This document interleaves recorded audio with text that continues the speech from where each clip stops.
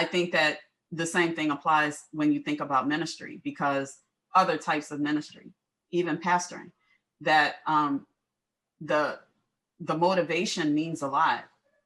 The intention means a lot. And we get the intention and the motivation gets overshadowed by all the fame and the, I'm going to say the output, but what I mean is the look of it all. And sometimes when you can see the outward appearance so strong and is so powerful, it's hard for somebody that is experiencing it. Because if what you experience is the bright, shiny lights and the fame and all of that stuff, then sometimes it can become challenging for the person to deconstruct what they see so that they can get at what's underneath it. And it's what's underneath it that really reveals the quality of it. And so when I think about what you were describing about what you do for your clients in terms of how they look at a facility or whatever it is, that, part of it is just human nature. But what I'm saying is, because you are coming from this internal place and you are wired in such a way potentially that your whole infrastructure, your whole value is in having the person be able to deconstruct the quality of what it is they're looking at so that they can get to what they really need, right? And that they can receive what is really, get what they need, but receive what in essence will be fulfilling in the experience or meet the need in the experience. We have gotten so far away from that, Miss Maureen. Yes, ma'am. And not just one area, in just about every area. The motto of my company is creating a life worth living for everyone. Yeah. And whether that's the person who requires support or the person who's providing the support, whether that person providing support is a family member or a professional care partner, everyone deserves to live a life that to them is worth living. Yeah. And COVID made it so obvious to me, a layer of that, what I just said, that I had never seen before, was these elders being locked in their rooms to keep them safe. Hello. When did we all decide that people, once they needed assisted living or needed support of some type, they no longer had the right to decide their own risk management and risk tolerance? We did more harm than good, I have a feeling. Yeah. Yeah, I know for us, we didn't have control over this, but the pandemic has affected caregivers and folks like yourself that do the work you do, people that are on the receiving end of receiving the benefit or the value of the work you do. But for many people as caregivers, and for be it and particularly informal caregivers, the pandemic may not have directly affected you in some ways, but the indirect effect or impact of being on lockdown has affected our life and has also affected my mother's cognition. And it's affected it because there are things that we did out in the world. By me taking her to dinner, I took my mom to a different restaurant every single Saturday. I mean, and people would think, oh, that's so nice. Every now and again I share a picture about it. But I wasn't doing that just for no reason. I was doing it because it was social connection and it was keeping her engaged. And we were also enjoying and living our life. And I had to meet her where she was. And me being able to do that was, what can I do that is exciting and different, that has to stretch her, but then we get to socialize with one another. She gets to, all of that stuff. The first prescription a doctor should write when they diagnose someone with a dementia-related illness is social interaction. Yeah. 100%. And that's actually why Brian and I started We Are Dementia Strong, was because Brian and I had been out all over the United States and Canada speaking in person, and COVID came along, and all of a sudden, bam, the iron curtain shut down. And I saw within 2 months what was happening to Brian's cognition. Yeah. He was losing, and I knew I couldn't take him out and put him at risk. No one was going to come to a big place to hear him, but we could put him in a place where he could still advocate, still educate, still interact with people. And so that's why we started We Are Dementia Strong. Yeah. I think we're in a world now where, obviously the virus is real, but we're in a world now where we have to be creative and find ways to, and look, I don't, I want you to tell me how you feel about this, but I think that we also don't really understand the difference between communication and connection. And when it comes to Alzheimer's or dementia, or even our elderly population, or anyone, caregivers that are taking care of children with autism, whatever it might be, that it's a difference to communicate versus connect. And so one of the themes I'm also hearing is how you're really trying to connect with people to help them in the way that you need to, as opposed to, because communication can be one-sided. I'm listening to them, I hear what they need, they're listening to me, they hear what I do, but we have no connection between us in that process. And connection means that I not only hear you and receive it, but now I can consume it, and now I'm connecting with you in the process. And I think that in my own experience, it is connection that has sustained my mother all this time. I came home at the right time, but it is the connection that has done that. So I don't know if you ever watched the movie Avatar. No, I haven't. In this movie, these people who live on this planet have a phrase that they say that means "I see you."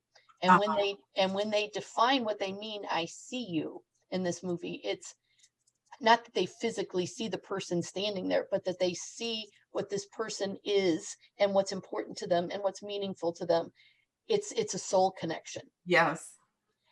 And I tell you, it's just so rewarding. I wish that I was a multimillionaire for one reason and one reason only.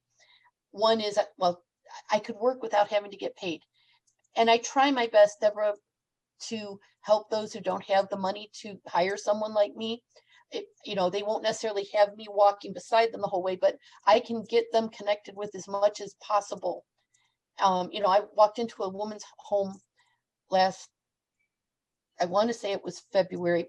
Please know that I may be wrong about the month. Yeah. But, I know we're not in Canada here, but it can get cold here in Florida. And I walked into this lady's home, and she had huge holes she was in a mobile home or manufactured home, huge holes in her floors. And the wind was just coming up through them. And, what she wanted help with, she had called me and told me she wanted Medicaid. She wanted somebody to come out and see how she was living. So I stayed there with her. I called Adult Protective Services, and then I called the sheriff's office. And I stayed there with her until somebody came out that I knew was going to help her. And they did. They took her someplace. They got her like a 2-week respite stay, and then they got people to come in and fix what had happened is her water heater had fallen through the floor. So she didn't have hot water. And she was living alone. She was living alone. And she was able to call me. To this day, I don't know how she got my name and telephone number. God. But, you can't walk away from somebody like that. No. And I have gone back to visit her, and she is doing much, much better. And, I later found out, sadly, her son lived right next door to her and never came over. Mm-hmm. So I can't. I have such a hard time with that. I'll say this and then you can share. And I think that what I would like to do, Miss Maureen, is I would love it for us to continue having another this is like how it's always gone. But one of the reasons why I just would love to see us talk again, apart from the fact that you and Brian are going to talk with us, but because I want people to really know more of the intricacies of how what you do can help them, or even people they know, right? Because we have to be able to fill the space with also knowledge and information, because people are hurting, and people, quite frankly, in large part are hurting because they don't know about the resources that are available to them. True. And that includes whether it's ministry, whether it's resource and support. And then when you start talking about dementia support and resource, it is all over the place. And the communities might be online, but they're not always resourceful and functional and effective. And so I would love for us to be able to continue a conversation about that, because we want to be able, part of soul health is being able to connect for people the dots so that they can get the tangible help they need. So then their soul can be uplifted. It's like the Bible talks about, you give someone that's hungry, you can read a scripture, but it'd be more helpful if you give them food first. Right. And so we want to be able to give food to people as well through the services that you provide.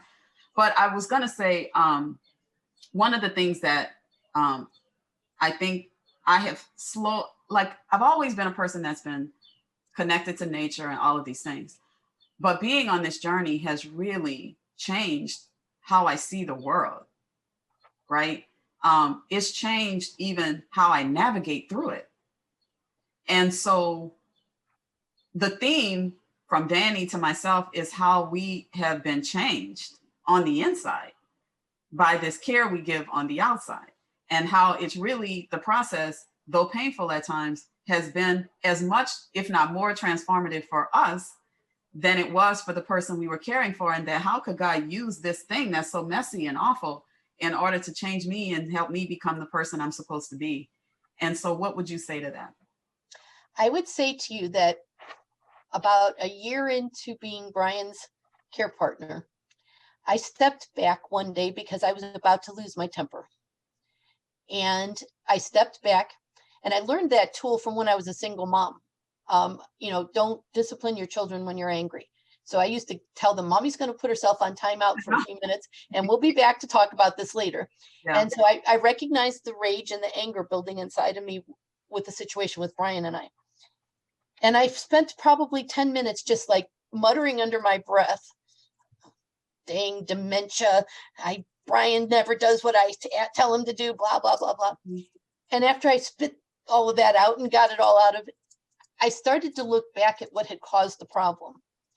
And what it was that Brian had taken, everywhere he went, he'd created a nest around him. I mean, he had shoes, he had cups, he had everything he could survive for 10 days, wherever it was in the house. Yeah. And I've already admitted to being OCD. Yeah. And I said, holy cow, the problem is not Brian. The problem is me. And I could then look back and see how every time we had been in a really bad place, it was me trying to make him conform to what I thought was right that caused the problem. So I have been changed tremendously by learning not to insert my priorities and my will into someone else's life. I thank you so much for sharing that. I think that where we miss the transformation in our life is not really being in a place of reflection or willingness to go through tough things.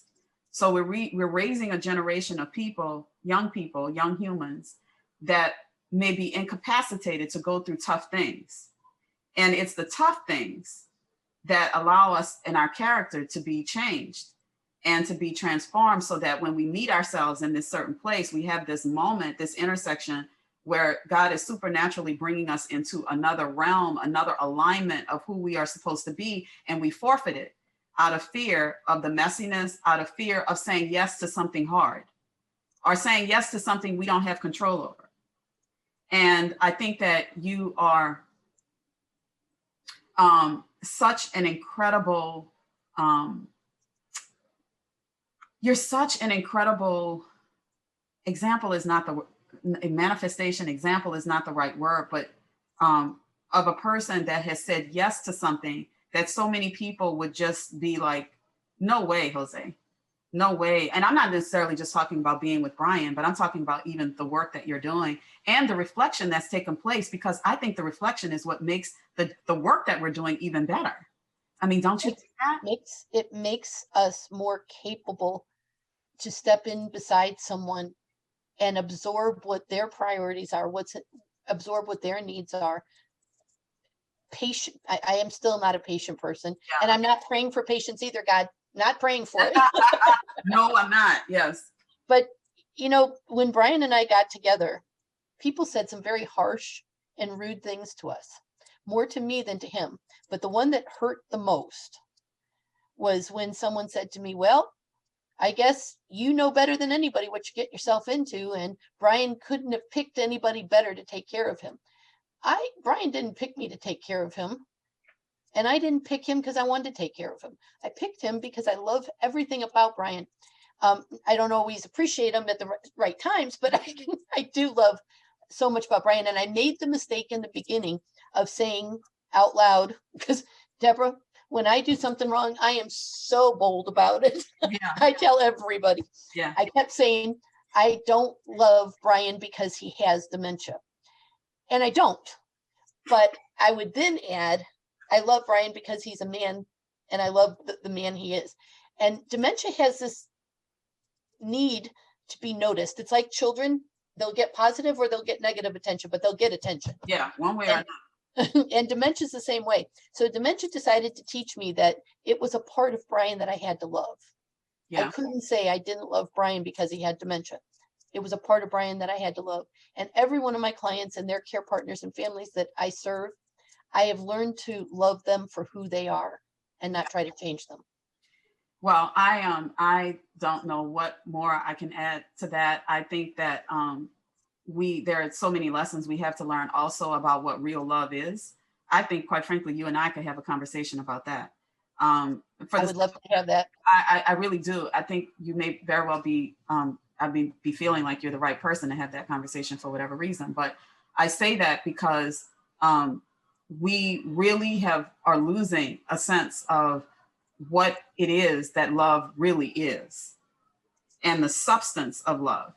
And we are not everyone at all, but what I'm saying is when you can peel back the layers, and I'm not just talking about romantic love, I'm talking about love at its very essence of what Christ intended love to be.